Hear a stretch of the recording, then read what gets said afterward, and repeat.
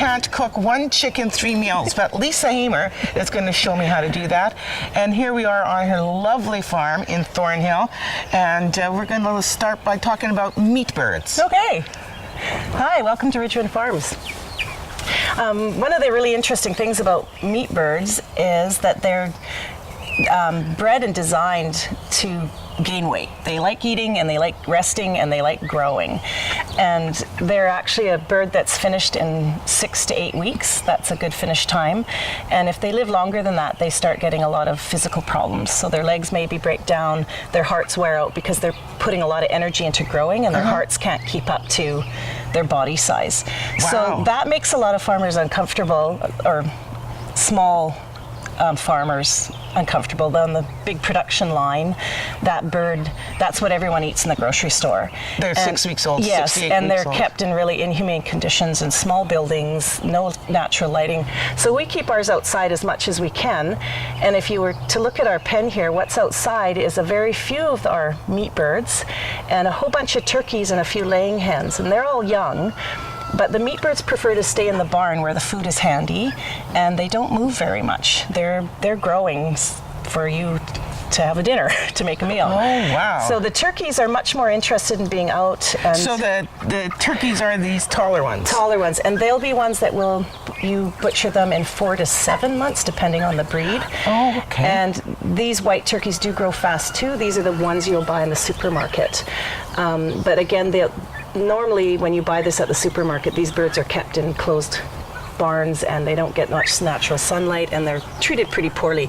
Ours get lots of sun and lots of grass, and they free range pretty much. When they're a little bit older, they'll use this whole area and free range pretty much, so they get a good diet. And how big do they get, those turkeys? Those guys will butcher out to be about 30 pounds average, and they'll be about as tall as your elbow, well, about your hip there, Char. Okay, So, all right, big, tall turkey birds. yeah, they're pretty big birds. And are they stupid? Yes. Turkeys aren't very bright, but they're very curious and they're a lot of fun. They're good. They're actually good little pets, big pets. Big pets. Yeah. And then the brown chickens, Those are some laying hens that we'll have for later in the fall. They'll be laying eggs for us. Right, and how long do they live usually, laying hens? 2 or 3 years, they're pretty good, but we've had hens 10 years or more. Oh, wow. But their production is 3 to 4 years, but up to 2 years is their best. And they lay like an egg a day, or what do they? No, No? a heritage breed doesn't lay regular. They run in little flushes. In the spring they'll flush for maybe 6-8 weeks, and then they'll take a little rest and slow down, and then through the summer they'll lay almost an egg a day. And they stop when the daylight changes, so in the fall they slowed right down again. A high production bird, the eggs you buy in the grocery store, they lay for about 1.5 years steady, but they're worn out because they've laid as many eggs in their lifetime as these birds will lay in their lifetime. I see. So there's a real ethical question there. Yeah. Yeah. So they're more in tune with their natural natural cycles, Yes. life, normal. Yeah, and they're a much happier, healthier bird. And so where's a meat bird? That little fatty right there who's walking like... I see. Look at the comparison, eh? And they're all the same age. These are all hatched out on the same date. So these tiny little laying hens are the same age as that great big meat bird. Oh, yeah, and these laying hens, they're walking around and even running a bit, and that meat bird is just like, yeah, I'm eating. Pretty much. I'm eating. And doing other things too. Yeah, you can see how he walks. So he's a much wider bird to hold that big body. And he sits down. Yeah, That's enough exercise. That's pretty much. And it's a little bit disturbing to raise a bird that's not looking after himself. You know, as humans, we've modified that bird to do that for our greed. So we have these great big breasts for our dinner plates.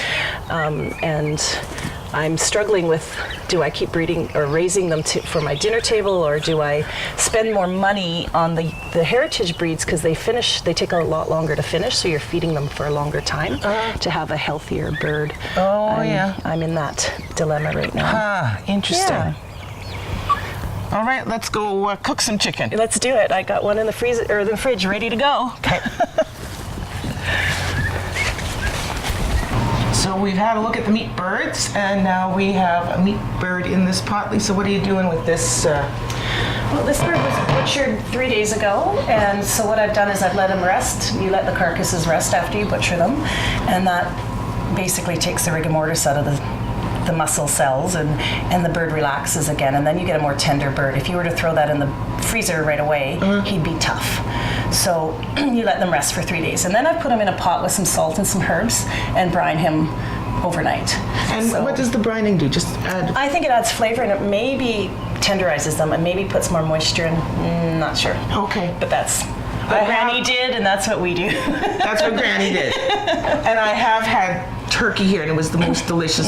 Tender and juicy. Yeah, okay, so it works. Okay, so what do you do next? Well, what I would do is take him and rinse him off and put him in the, and then roast him with some salt, pepper, some fresh herbs, rub them down really nice, and a bit of water, onions, celery, garlic, and fire them in the oven. All right. And so I have one already cooking, so how about we take that guy out, and we'll move our vegetable prepping business here.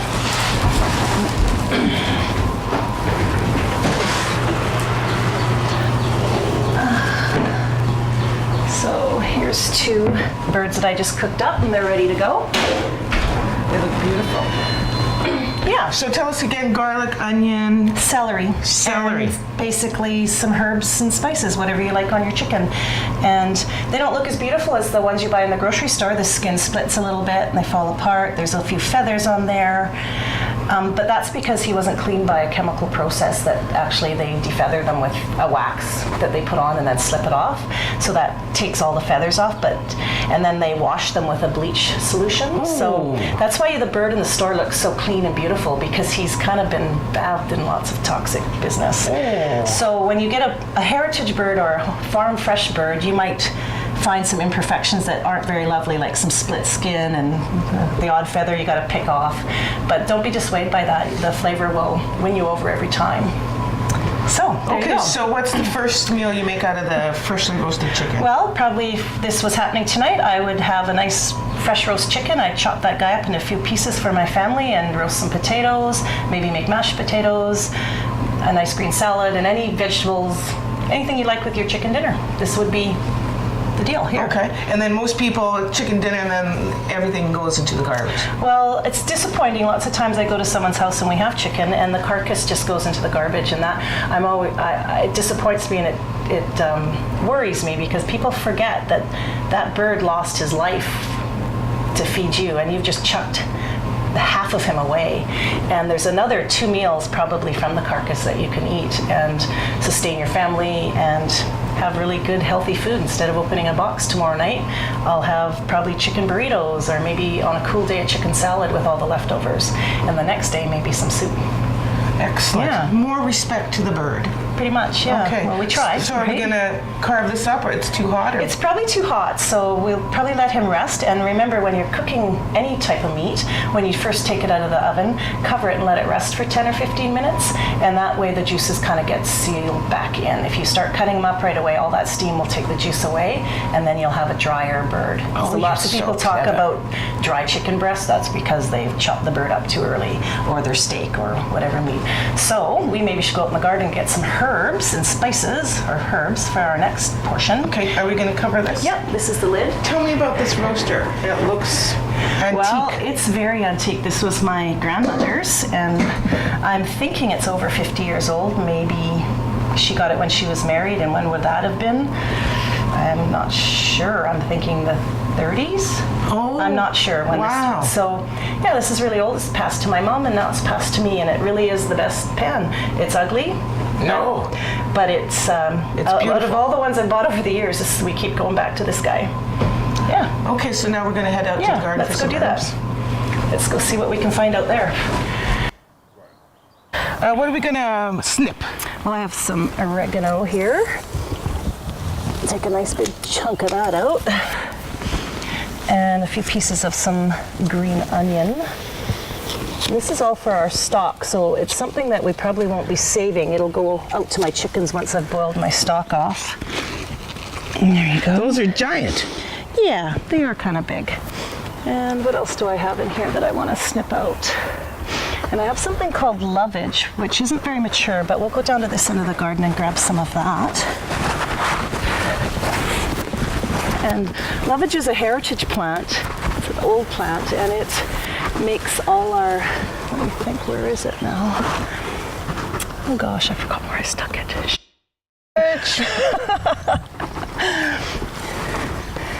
it this guy? There's one that looks like, yeah, it's this guy here. So this is what gives your soup that real soup flavor. If you've ever bought Knorr soup mixes, this is what's in it. Oh, and I think there's a picture of it on the package. Could be. It's called Maggi, is another European word for it. So, Wow. yeah. So it's like a celery, but more intense. And that makes your soup stock amazing. You could just put this in water. Yeah, I often do just make a vegetable broth just out of veggies or out of the herbs and boil them up. Lovage. Yeah, so there you go. And you can't buy it in the store. Maybe, but I it's an ugly plant. It gets about this tall. It has little white feathery flowers.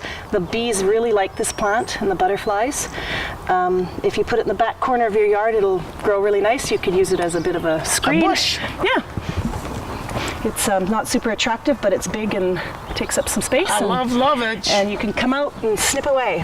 Ready? Okay, so I have a little bit of parsley here. Because it's a little bit early in the year, a lot of herbs aren't big and vibrant yet. But if you just cut judicially and don't take too much, the plant will recover fast. So there's thyme and parsley. Okay. And why parsley? Parsley, you see it as a garnish and you throw it away. Like, what does parsley do to the flavor? I'm not sure, but it deepens the flavor. Deepens the flavor. I think so. And again, I always eat my celery. Gosh, it's good for you. Okay. All right, no more throwing away the garnish.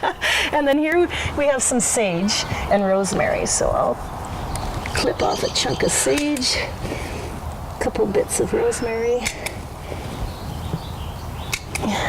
By the end of the summer, I'll have scads of this and I won't feel so guilty stripping my plants down. And then this is a little bit of basil. Oh, what is smelling so good? Oh, all of it. The sage probably and the rosemary. Sage. And here's a little tiny bit of a little tiny type of basil. And so... Oh, that's sweet. Yeah. So if you kind of rub those a little bit and then stick your nose in there, it should smell like chicken dinner. Oh, it does. It does. It's wonderful. Okay. I'll just live in here. Yeah. Oh, that's grand. Okay, let's take that in the kitchen and get busy. Okay. What are we going to do now, Lisa? Well, we should saute some onions, celery, and garlic, and that will be for our actual soup. So our soup stock will build, but we want to fry this up and kind of get these bits ready for when our soup stock's boiled and ready. We're going to add this to the actual end product. And why are we frying it first, rather than just chucking it in? Oh, because it softens it and it gets a little bit of a caramelized flavor, which adds again to the depth of your super yummy, delicious soup. Good. Okay. Should I chop? Yep, chop away. And so what I do first is any bits that you might throw away, like the tops and maybe these big coarse ends, that's going to be for our soup stock when we build it. So chop them off, and I'll show you this really neat system I have. I save my cream containers, and inside there all week I save the bits, and that's what I make my soup out of. So any vegetable water, when you're cooking broccoli or carrots, dump them in here with your bits and throw them in your freezer, and when you're ready to boil your chicken carcass, these go in there, and that's part of your stock. So you've got all this vegetable stock ready to roll. Wonderful. So you're also respecting the celery. Absolutely. Which gave its life for our sustenance. Yes. Okay, how big? I tend to chop it up pretty small because we're going to fry it, and that will be in the soup. So just chop away. Yep, and I'll peel some garlics. How about that? Fire it in there, Char. Do I need to wait for the butter? No, just go in. We'll just do it all together here. How much do we want? And that's regular real butter, right? Yeah, not margarine or anything. The one thing to think about too, we all have this fear of fat, and if you buy a homegrown or farm-raised chicken, he's not very fat compared to the ones you buy. When you buy a chicken and you roast them, they're swimming in oil. and these ones aren't. There's hardly any fat. When I skim it off, there's just a very thin layer because they're moving a little bit more than they would in the factory. So they're just a healthier bird overall. You have less fat in the cavity. Right, because they're not like sort of confined. They can't take a step or two before they sit down again. Yes. And those are local wild mushrooms? They are. And what are they called? I think king boletes. Don't take my word for that, but I'm pretty sure that's what they are. They've got the nice brown tops on them, and they're quite a good sized mushroom. Nice fat stem. Oh. So I dry these in the fall, and I use them all winter long in everything that I do. So we'll be adding some of those. These taste delicious. Awesome, hey? Awesome. Nutty. Yeah. This is a beautiful mushroom. Wow. Don't kick them over when you go walking in the bush. Pick them and take them home. Awesome. I need a wooden spoon for this. So I'm kind of the king of kitchen gadgets. I like my spoons, and I got a whole drawer full of goodies in there. You deserve any kitchen gadget you want, you can have. I'm a queen of gadgets. Okay. So we'll take a few of these. Is that good? Why not? Throw them in.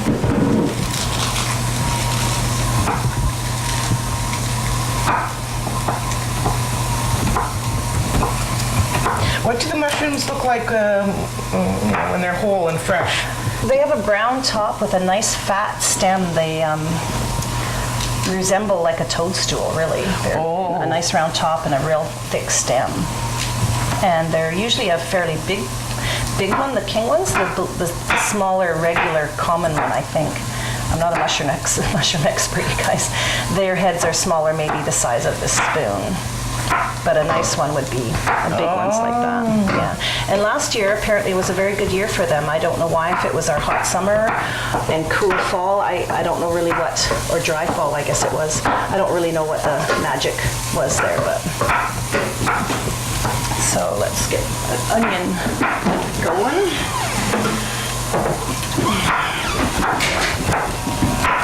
So, once again, we're really cooking kind of seasonally because a lot of my stuff isn't fresh anymore because we're in the spring. So sometimes when I cut open one of my onions, it's not looking so nice, but this one's in really good shape. I'm surprised. So last year's onions, obviously. They're last year's onions. Now sometimes too, when I see that they're starting to go off, I sit down one afternoon or one evening and I chop them all up and throw them in the freezer, so I have chopped frozen ones ready to roll. That's another option. So if you see onions on sale at the grocery store, don't pass them up because you think, oh, I could never use that many onions. Chop them up and throw them in the freezer, and whenever you're cooking, they're already done, ready to go. You can chop those. How about that? And these things we'll be putting in our soup too. All these ugly bits and trimmings. Oh yeah, I gotta get my little bits here. Sorry, I've got this little mess going on here. Yeah. Okay. Like so, like cubes. Just smallish, right? Smallish? Yeah. Not to be too small, but smallish. So now as this is cooking, I'll add a little bit of water just because it needs to steam up a little bit because they're getting a bit dry.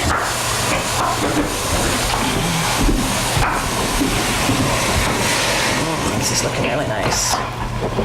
Smelling good too, hey? Yeah. Hey, these onions aren't making me cry. Oh, okay. Maybe because they're room temperature? Oh, they're sweet. Are they? Still, hey? Wow. Take that, garlic.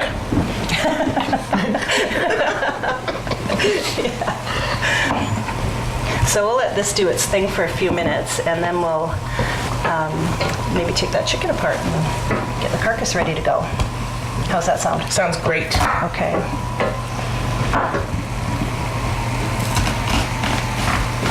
I can put this over here too, right? You're an artist. No, I don't know about that. Okay, so we're gonna let this do its thing, and let's get this chicken. So maybe we should clear all this and fire it in the sink. Get that over away for now. And I'm gonna take this guy, and maybe we'll grab a platter to put all the meat on. How do you think of that? Yep. Okay, let's get the big bowl.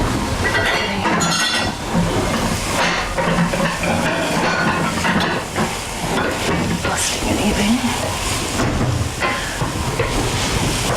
Should I splash some more water in here, Yeah, miss? you bet. Just from the. That's good. Yep. You just keep frying away. So we're wanting it to get a little brown, so don't be afraid of a bit of browning.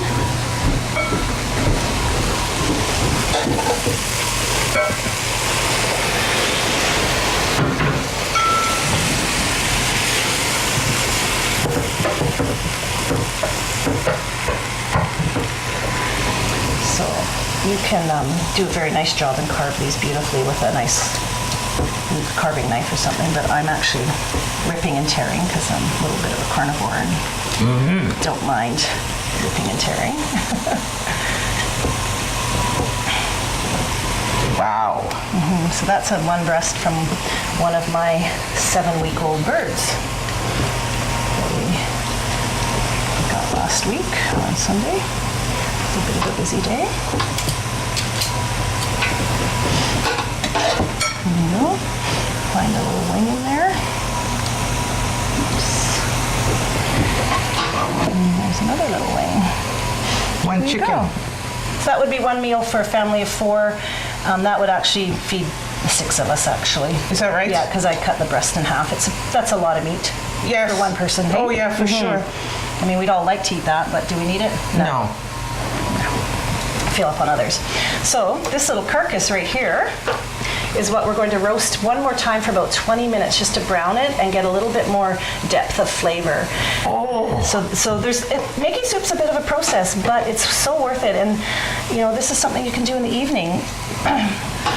Just quickly while you're putting it on the table. This is what I do. I carve it and then I just quickly take the meat off and fire it in the oven for 20 minutes. And while we eat dinner, it does its last little roast. And again, you can do this with your turkey too. When you have your big turkey dinner, you got your guests going. After you carve the turkey, just throw that turkey in the oven for another half hour. And what happens is Browning it gives it more flavor. yeah, and you're not having to worry about it because you're just having dinner quickly, and the next time you hit the kitchen, you just turn the off button on the oven and let it sit there till the end of the evening. And when you're cleaning up the kitchen, that's when you can just take it out and put it in a pot. And Multitask. boil it up while you're making dinner, or cleaning the kitchen, sorry. So that's what we're gonna do right here. Okay. So there's our 2 birdies. And I usually take these wing tips off because nobody eats those, and Throw them back in. they just add to that part. So on this bird, there's quite a bit of meat we can pick off, and that will make maybe I might throw it in the freezer or just put it in a container in the fridge, and maybe tomorrow I'll make burritos or chicken salad. And it takes about 15 minutes to sit down and kind of pick off all the extra meat on there, and that's enough for a nice small meal the next day. You don't eat a lot of meat every day. No. So that would be great. So I'm going to just turn it over. You pick the meat off first, or you roast it first? I roast it again and pick it off after. Okay. You could right now, but it's hot, so usually I just don't bother, right? Right. Okay, let's put that back in the oven. A few more minutes.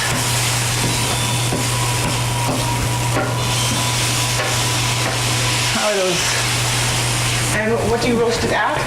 Oh, 350 or Okay. 300, Normal. whatever you think. If you have a little bit of time, 300 is probably better, but 350 means it gets done in 20 minutes or so.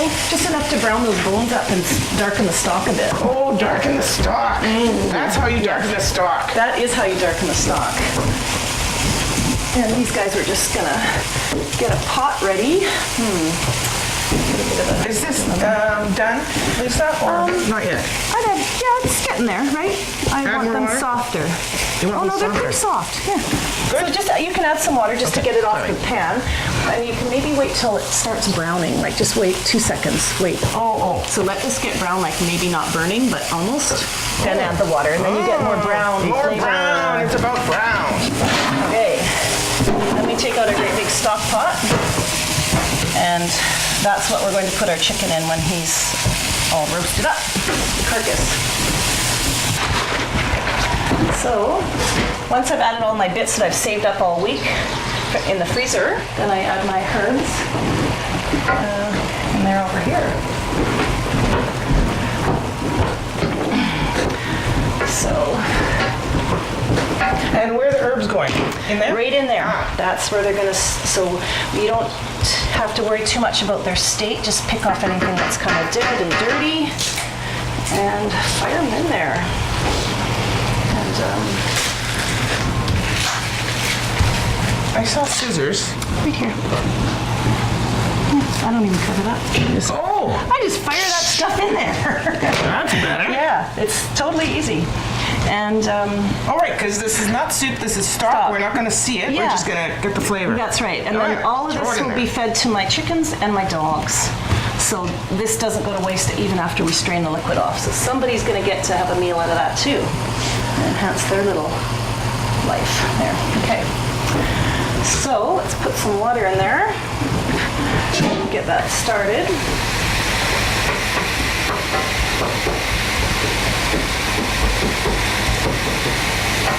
I'm going to take out a cooked mushroom and let it cool and eat it.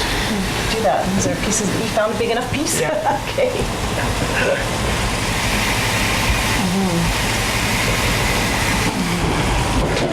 Okay, here we go.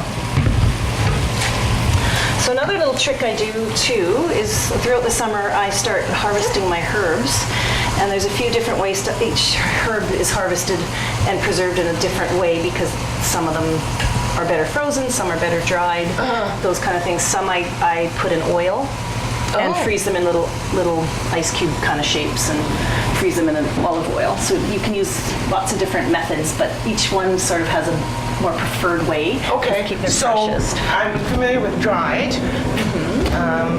And which ones do you put in oil? Basil, all of them actually, but basil's one that's a little bit fragile like and a hard to pesto. preserve. Yeah, I make pesto lots. Yeah. So this is actually basil that I froze with salt, and I'm not really digging how it worked out because they kind of just get paper thin and they're okay, but I think in the oil they turned out better for me. I thought the flavor was. So anyways, I have all this salt that has some herbs in it, so I use a little bit of that in my stock too. Oh. So there you go. So even the salt is flavoring, adding a layer of flavor. Right. Yeah. So, you know, it sounds like so complicated, but really, once you get used to it, your freezer's your best friend. Yeah, and look at the nice color that's happening. Yeah, that's lovely. Yeah, so that we're going to save for our soup. Okay. So we'll just let that hang out and sit by the wayside and cool off. This we want to boil, the stock. Once the carcass is browned, we'll dump it in there and boil it for about 15 or 20 minutes. You can boil it for hours if you like. That you'll get more. What's the minimum? 15 or 20 minutes, Okay. maybe. But really, if you Or more. more, like I'll put it on and let it boil on low all evening for hours. What's next, Lisa? Well, we're going to take our roasted chicken out of the oven, the chicken carcass, and you'll see it's a beautiful golden brown now. And it's sizzling up a storm. Have a Oh, look at that. wow. It smells fantastic, and you can smell there's a bit of a browned, almost not burnt, but almost like Caramelized. cooked. Yes, and that's what you're looking for to help your stock get that really nice flavor. So, if you can see that on the camera, nice and brown. That's what you want your carcass to look like, not too dried out, not black, of course. And we're going to dump it in our pot. So if steaming we away. had time, this is what we let this cool and we do our little Yes. final pick Yes. for the chicken salad or whatever? Yeah, if you Okay. had time, or yes, you'd let that cool, you'd pick off all your beautiful bits of chicken, and you would make salad or whatever you Right. wish. Yeah. So that could be your second meal. So this is all our herbs and veggie scraps that I've picked out, and they're nice and soft. So let's see what we can do here. So you have to do this a little carefully. What happened to my tongs? Oh, can you see them handy? Because one way to get a nice burn is to let that fly in there and splash. You can see all the nice bits of garlic going in there. And I do one more thing. I put a little bit more water in there. Are you going to scrape up the brown bits? You bet. We're going to deglaze this pan a little bit Deglaze. and take some of these brownings away. And there's a whisk over there, Char, if you see that. And you can just scrape the edges and get some of that lovely brown stuff off. Oh, yes. So just kind of work that business off. Oh, splash. Is it coming off? Yep. Awesome. Yeah, just kind of roll that around a bit. Heaven forbid you waste some of the brown stuff. I know, that's the best part. Yeah.